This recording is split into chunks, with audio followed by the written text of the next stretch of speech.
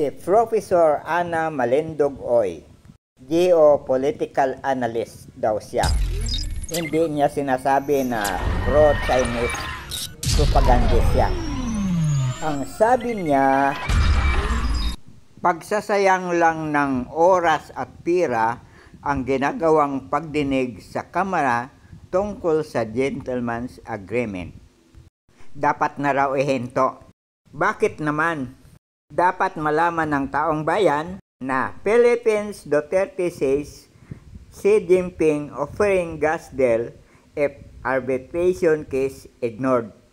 Philippine President Rodrigo Duterte said his Chinese counterpart has offered Manila a controlling stake in a joint energy venture in the South China Sea if it sets aside an international arbitral award that went against Beijing. Dahil dito, sabi ni Duterte, ay isang papel lamang yan na pwedeng itapon sa basurahan. Kaya dapat mabatid talaga ito at maimbestigahang mabuti para malaman natin kung ibininta nga ni Duterte ang West Philippine Sea sa China. Yan lagi kasi ang inuulit-ulit ng sinasabi ng Chinese Embassy, yung secret agreement na nangyari noong 2016 pa.